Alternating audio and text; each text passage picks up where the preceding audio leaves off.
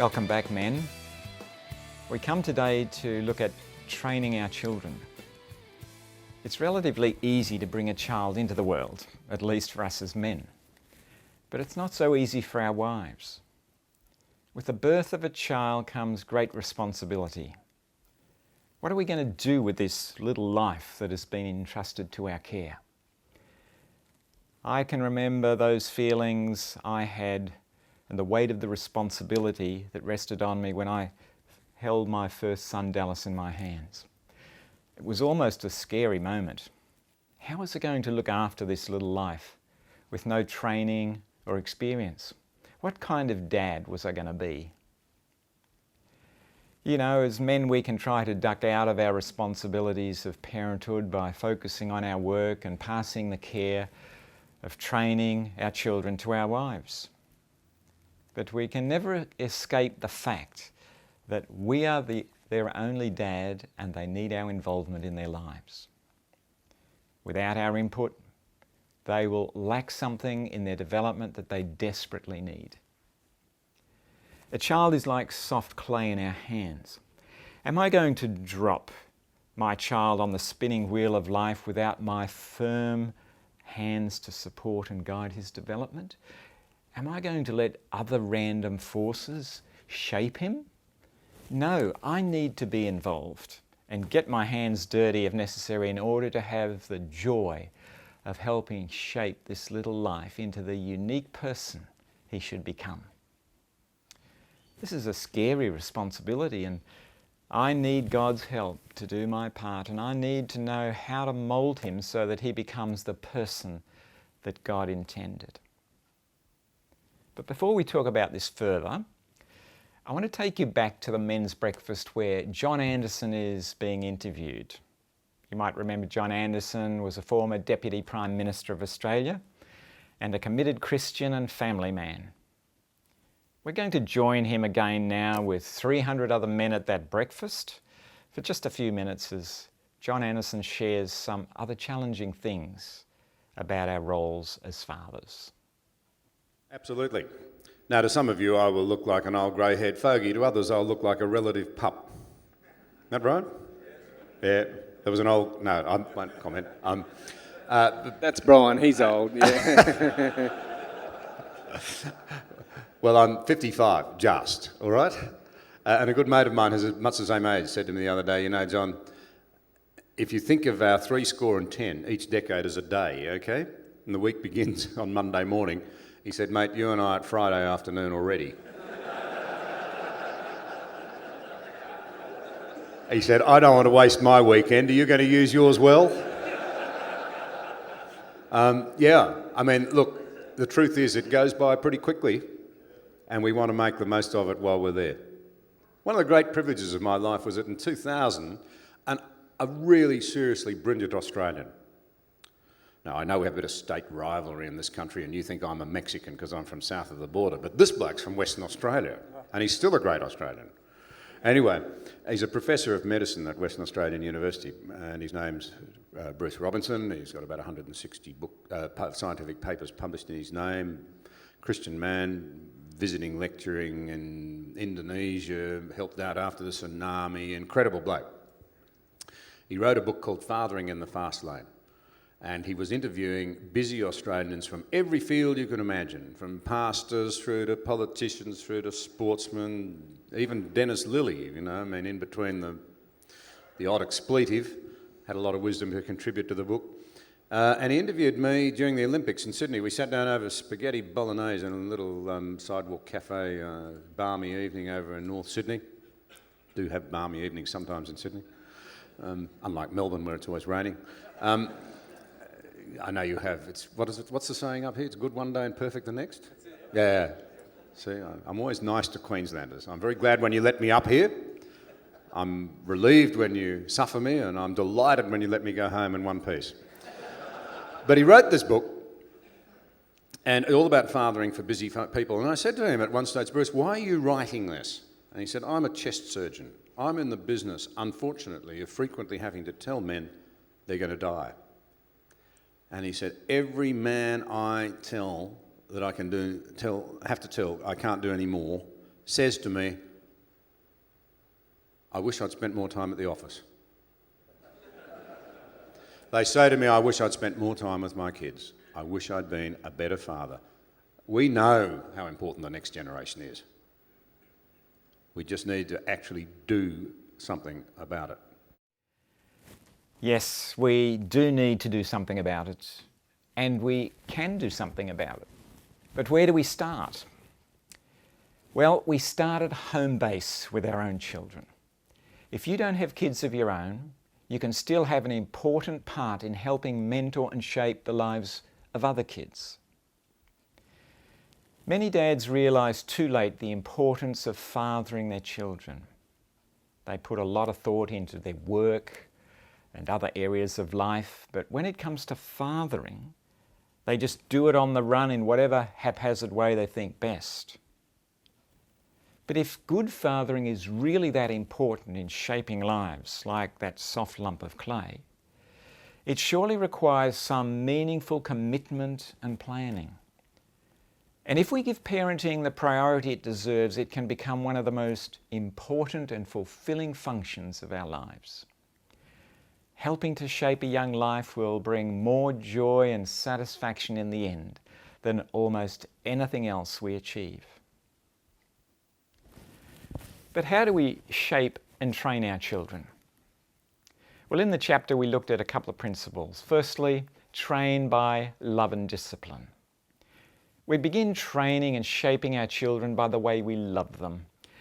And we show love to our children by applying the 5 fathering essentials that we looked at in the last chapter.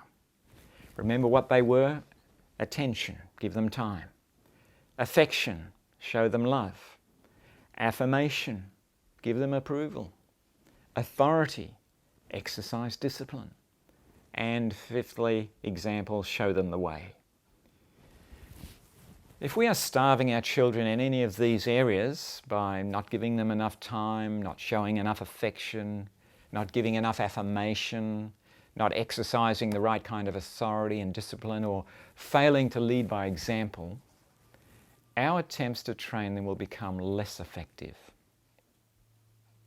A loving and secure environment is the beginning of shaping and training our children in the right ways. But the Bible also reminds us that love and discipline must go together. Remember, love without discipline will spoil a child. Discipline without love will harden a child. But love with discipline will train a child. In this area of training and discipline, it would be easy for us as men just to opt out and leave it to our wives, or hope our church or a Christian school will do the spiritual training for us. But the Bible speaks clearly and directly to us as fathers and calls us to be actively involved. It also cautions us in the way we go about it. In Ephesians 6:4, Paul says, "Fathers, don't exasperate your children by the way you treat them, but bring them up in the training and instruction of the Lord." How do we as dads exasperate our children? Well, we can do this by being too hard or demanding on them, especially boys, or by not giving enough praise and encouragement when they need it, or by reacting in anger and belittling them, or by being inconsistent and unfair. We can also exasperate our children by our absence, by putting work or other interests before family life, by breaking promises, by not setting clear boundaries, or by hypocrisy, pretending to be one thing to other people while they know we're not like that, really. We can also make our children angry by mistreating their mother through disrespect, abuse, or divorce. In all these ways, we can wound and frustrate our children and lose their hearts. And if we lose their hearts, we have lost the most important thing, for they will close off to us, become resentful, and won't listen to us, and our fathering will fail. This doesn't mean we go soft on discipline. It means we actively work to keep a close and loving connection with our children so that when we have to discipline them, we will be drawing on goodwill stored up like money in the bank, and they will still respect us for it. We gave you some important guidelines in effective discipline in the chapter. Principles we have tried to apply in parenting our own children. Be consistent. Be united as parents. Work together in applying discipline and back each other up. Don't discipline in anger. Avoid verbal abuse and put-downs. Discipline with love. And if necessary, if you make a mistake, say sorry. The second way we shape and train our children is by example and instruction. Listen to what the second half of Ephesians 6:4 says. Fathers, don't exasperate your children by the way you treat them, but bring them up in the instruction and training of the Lord. How do we do this? Training is not just correcting, but it's giving positive input. Deuteronomy 6:4-9 calls us as parents to love God with all our hearts and then to teach our children by our words and example to do the same. Listen to these words. Love the Lord your God with all your heart and with all your soul and with all your strength. These commandments that I give to you today are to be upon your hearts. Impress them on your children. Talk about them when you sit at home and when you walk along the road, when you lie down and when you get up. Tie them as symbols on your hands and bind them on your foreheads. Write them on the door frames of your houses and on your gates. God calls us to first cultivate our own relationship with Him and to love Him with all our being, and then to actively model and teach our children how to love God also in every area of life. When my first two sons, Dallas and Peter, were very small, as little toddlers, one morning they rushed into the lounge where I was having my time alone with God. I was kneeling in prayer when the boys came stumbling into the room, and they were rather startled to see Dad on his knees. "What are you doing, Daddy?" they said. "I'm praying to Jesus. I do this every morning before you get up." And then I said, "Come, would you like to come and we'll talk to Jesus together?" And so they came and knelt with me. And then other mornings, if the same thing happened, they did the same. And as they grew older, I tried to model and show them how to have their own personal time with God, so it became an important part of their lives as well. And I'm sure this foundation and other demonstrations of my faith in God and my love for God has had a strong influence on their lives right up to today. You know, the best gift to our children is a legacy of faith. And this comes from our example of putting first things first, putting God first in our lives. And what will bless our kids the most is a consuming passion and love for God. That kind of faith seen in a father inspires the same kind of faith in our children. In the chapter, we looked at some practical ways you can use to train your children. Read Bible stories, especially when they are young, perhaps at bedtime. Have family devotions. Might be after a meal or at bedtimes when your children get a bit older. Meal times, make sure you have time together for family communication and block out other distracting things. Make this a daily commitment. And have family times. When our boys were young, we made a commitment to have a weekly family night. Nothing bonds a family together like fun, and it creates happy memories. Remember, it's the family that prays and plays together that stays together. And God talk. Learn how to talk about God and your faith in natural ways as every part of everyday life. And fill your home with Christian music. And even in the car, why not fill that space with Christian music too? And prayer covering, pray with and for your children and over your children. Let them see that prayer is an important part of your life. Let's be honest, family life doesn't always go well. It can be difficult and demanding. The days of parenting can be challenging and hard. But if you do your part, your parenting days can become the most fulfilling and satisfying years of your life and your greatest investment for the future that you will never regret. We're going to join our men's group now for a little while and listen to some of the comments that some of the men had on this part of the chapter. So in chapter 6, there's a fair bit of talk about the love and the discipline of your children. And I think to some of my bad examples I've had with my kids, where I've done everything wrong, textbook wrong, come home bad mood, let fly at the kids for doing something that's pretty average every day, said the wrong thing to them, threw them into their room and said, close the door, and stormed off in a huff, and thought I was okay about it. You know, I convinced myself I'd done the right thing.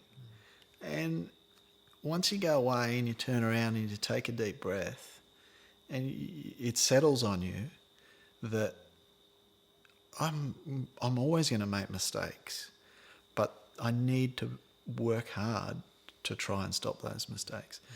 And this section was excellent in helping me do that. It focused in on key areas and sort of highlighted sections that were that I could just see in myself, all these things that I was doing wrong.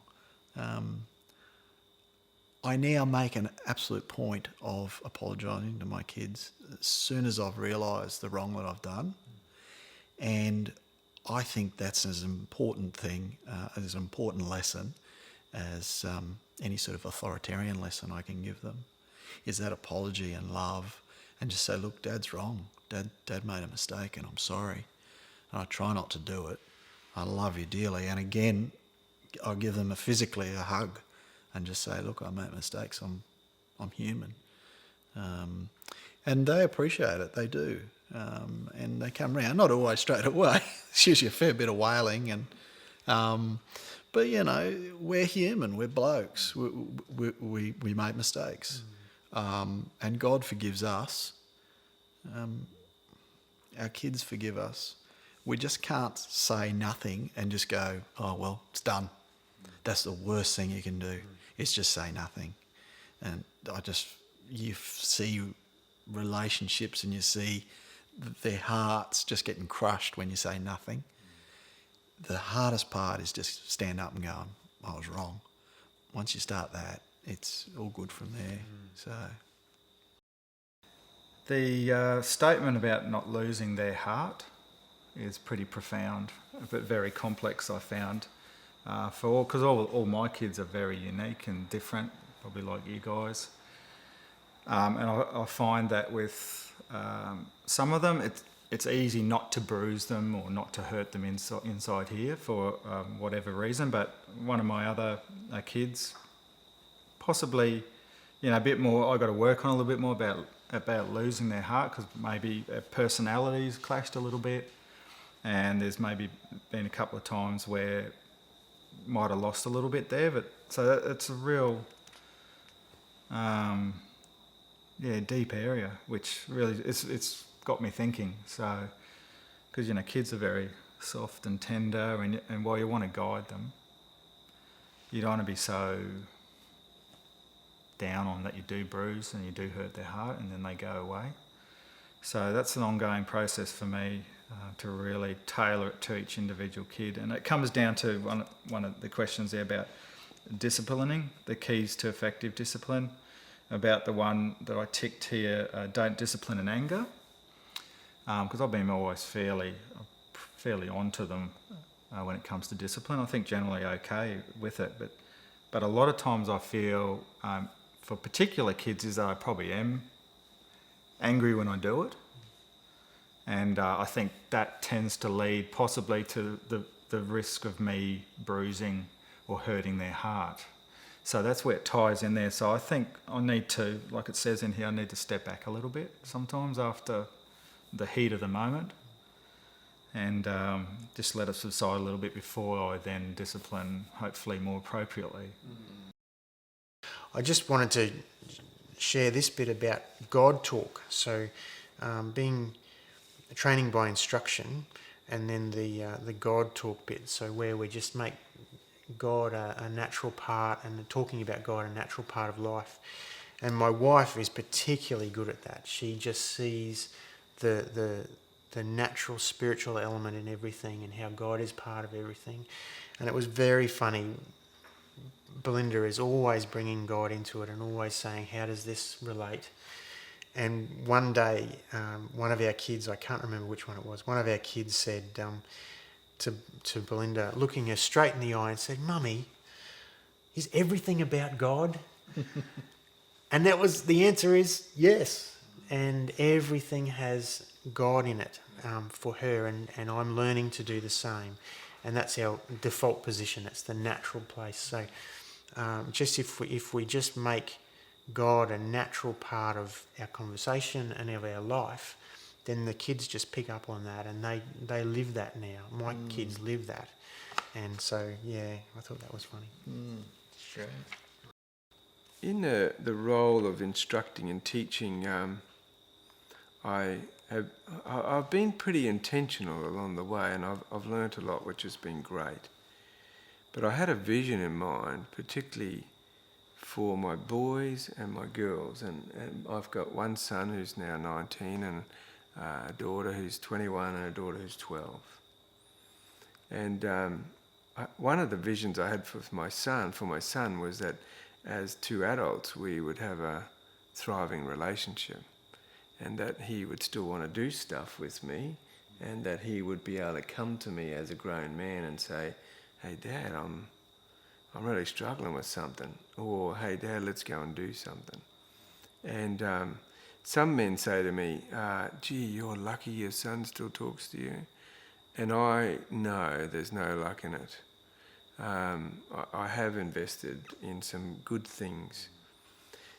And the primary thing for him is to grow him into a man, and for him to know that he's a man I respect, and to deliver that to him. For my girls, it's for them to know that they're beautiful. And I've got a few things right, and they're good. You know, just as an example, when my eldest daughter became a teenager, I started to give her rose buds. And I showed her, "See the beauty of this rose?" And we loved that together. And I said, "Most of beauty's still inside. And that's you." So I gave her an image of herself. And over the years, I would give her roses that were slowly more advanced in their opening. And I think at her 21st or at 18th, I gave her a dozen fully open roses and said, "You're beautiful," you know. So that's one of those things I've got right, amongst many things I've got wrong. But Eldridge puts out a lovely little book, which I'm sure Ian's seen. And the primary message for our boys is that they have what it takes. They have what it takes to be a good man. If we can impart that upon them, then we're doing a good job. And the message for our daughters is that they're worth it. They are beautiful, and they're worth chasing after. They're worth loving.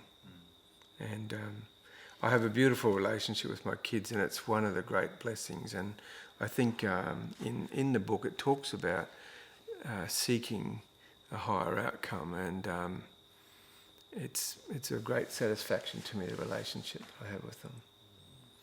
And as I think you might have said, Rob, it is never too late. And with God as a foundation, He can restore, and He does. So we encourage men that way. Just thinking about godly instruction, and there's lots of ways I think I've probably done that poorly, and that would be around regularity, intentionally discipling, sharing, teaching principles, or teaching, like actually trying to help my kids mature spiritually. I've probably been an encourager of their spiritual journey rather than a leader, if that makes sense, or an intentional leader.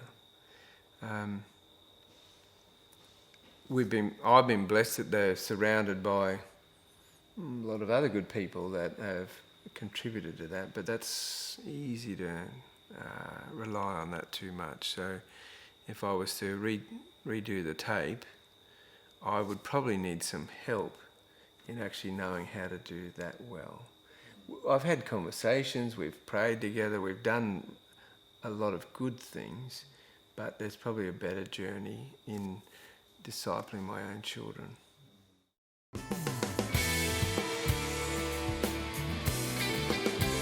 Now we come to workshop time. Work through the questions in your group and let these questions challenge and encourage you to be more actively involved in your children's lives where that is possible. And remember to look at the Connect section at the end. And if you can, talk with your wife about the issues raised in this chapter, because you need to work together in this important area of parenting. And if you're a dad who thinks he has failed in this area of parenting, let me encourage you to work through the supplementary study that follows chapter 6. Well, we'll see you next week as we go on to the next topic, you and your dad.